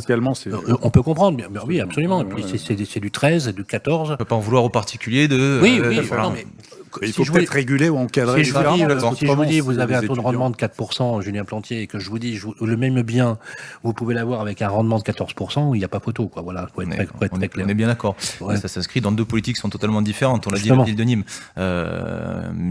beaucoup de jeunesse. Donc, si le but c'est de développer la ville dans le futur, c'est de leur permettre, comme vous l'avez justement dit, de pouvoir accéder eux aussi. Est-ce qu'on arrive à se loger justement sur des petites surfaces comme ça? Vous voyez, vous, avec la vision du notaire que vous êtes. Alors, c'est très demandé. Voilà, ces derniers temps, les 2-3 dernières années, il y a eu beaucoup de demandes là-dessus. Parce qu'avec Olivier, on a identifié le nombre de locations qu'il y a en ce moment sur le stock, n'est-ce pas, Olivier? Oui, il y en a finalement peu. Par exemple, là, je regardais 246 annonces immobiliers sur d'autres portails. On a 1932, ça c'est le nombre d'annonces immobilières à Nîmes pour acheter un bien, et le nombre de biens en location, 246. Donc on passe de 1932 à 246, ce qui fait quand même un gap important. Ouais. Et si on fait le rapport avec la demande, Julien Plantier, mais ça vous le saviez déjà, c'est une tension qui est rarement vue, quoi. C'est même assez catastrophique. Oui, c'est ce qu'on disait, c'est qu'on a une population qui a besoin de se loger, mais qui n'a pas forcément les moyens de se doter d'une propriété. Donc c'est tout parfois l'aspect contradictoire. C'est pour cette raison que la notion de prix, elle a tout son sens, et qu'à terme, ce marché doit se réguler. Quels sont, Paul Chabrol, les quartiers porteurs, vous qui connaissez bien la ville, ceux qui vont se développer, ou justement, quels sont ces quartiers? Il y a une très belle rénovation qui a été faite derrière, là, près de la gare. Donc vous êtes arrivé, on va dire, côté de l'avenue Feuchère, mais tout le quartier qui est derrière est en cours de mutation. Il y a plein de projets comme ça, un petit peu dissimulés partout dissimulés à la vue de tous, mais très bien, parce qu'il est vraiment votre quartier un petit peu partout qui sont porteurs. Mais c'est vrai que le quartier de la gare en est un des exemples majeurs. Et je crois que c'est avec vous qu'on l'avait évoqué au téléphone. Quand on arrive en train dans une ville, ce qu'on se souvient, c'est la première impression qui compte. Et c'est ça. Et c'est ça qui plaît, à mon sens, aux gens. Voilà, je peux vous dire que quand on sort, je vous le disais tout à l'heure, quand on sort d'une gare, c'est anecdotique, mais on était à Angoulême, et je disais au maire Bonnefond que quand on sortait de la gare d'Angoulême, la ville était extrêmement moche. Tu l'as pas dit comme ça, mais oui. Et qu'est-ce qu'il comptait faire pour l'améliorer? Mais effectivement, il en a convenu, c'était assez drôle. Oui, il a convenu que c'était. Il a convenu qu'il y avait un effort à faire quand on vous sortait. Il y a une image. C'est vrai que quand on sort de sur cette avenue absolument magnifique, arborée, elle est absolument superbe. Et c'est vrai que les quartiers gares, Julien Plantier, de plus en plus dans les métropoles, on s'est rendu compte qu'elles étaient une source des relais de croissance incroyable, ce qui n'était pas le cas il n'y a pas si longtemps. Vous avez raison, il y a vraiment une contradiction à le passé. C'est vrai que les quartiers de gare étaient plutôt des quartiers un peu malfaisés il y a une quarantaine d'années. Et c'est vrai qu'on sent bien que il y a cette notion un peu de pôle d'échange multimodal, à la fois avec les TGV ou le TER. Il y a aussi une politique ambitieuse en matière de transport urbain. Demain, on a l'installation de location de vélos aussi, un petit peu type Vélib, qui va se faire sur le territoire nîmois. Et c'est aussi un quartier sur lequel il va y avoir demain le parc urbain Jacques Chirac, cet écrin de verdure, ce parc urbain de 15 hectares au cœur de la ville. Donc il y a un vrai quartier qui est en train là aussi d'être connu. Alors, dernière question. Maître Chabrol, justement, vous qui êtes un expert dans le domaine, en quoi il faut être particulièrement attentif aujourd'hui quand on veut vendre ou acheter un bien immobilier? Vendre, c'est naturellement tout vendeur. Ce qu'il préfère, c'est bien sûr avoir son prix le plus rapidement possible. Donc ça va dépendre d'une solvabilité de son acquéreur. Ça, malheureusement, personne ne peut le prévoir. Et plus quand on achète, c'est être attentif et prendre le temps, parce qu'on est dans une société où tout va de plus en plus vite, il faut aller vite. Les gens ne comprennent pas qu'il faut un certain temps pour réunir tout un tas de documents qui sont pas là simplement pour faire épaissir un dossier, mais tout simplement pour apporter une information à l'acquéreur. Donc il faut prendre le temps de les consulter. Il faut bien sûr s'entourer des professionnels, ça c'est certain, mais il faut prendre le temps de les consulter, pas simplement se dire je l'ai, tant mieux, je le regarderai peut-être un jour. Non, c'est prendre le temps. Quand je parle de ça, je parle de tout ce qui est diagnostic immobilier. Ça, c'est de plus en plus demandé, de plus en plus aujourd'hui. Regardez. Aujourd'hui, vous avez des diagnostics. Alors, je ne vais pas tous les citer, c'est pas le but, mais on parlait tout à l'heure, bien sûr, de la performance énergétique, qui est un point crucial et central pour les gens. Vous avez des diagnostics électriques. Enfin, tous ces éléments-là ne sont pas là, entre guillemets, comme je vous dis, juste pour faire gonfler un dossier et dire où c'est un dossier épais. Voilà, c'est pour apporter une information concrète et complète à un acquéreur.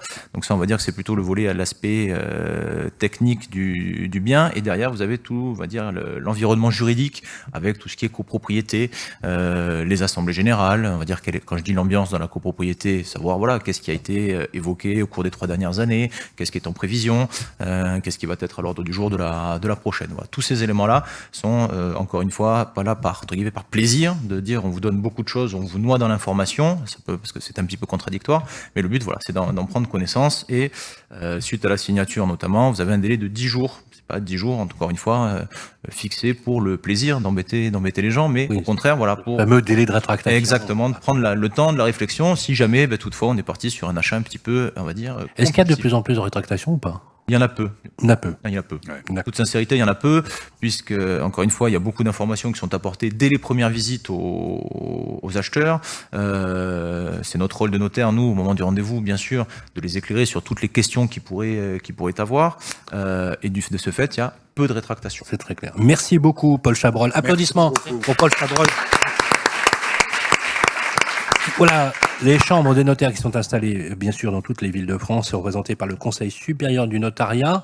Voici venir la fin de l'émission. On était ravis de partager avec vous ce moment. Merci beaucoup, Julien Plantier, de nous avoir reçus ici au Musée de la Romanité. Je rappelle que vous êtes le premier adjoint au maire délégué à l'urbanisme et conseiller départemental du Gard.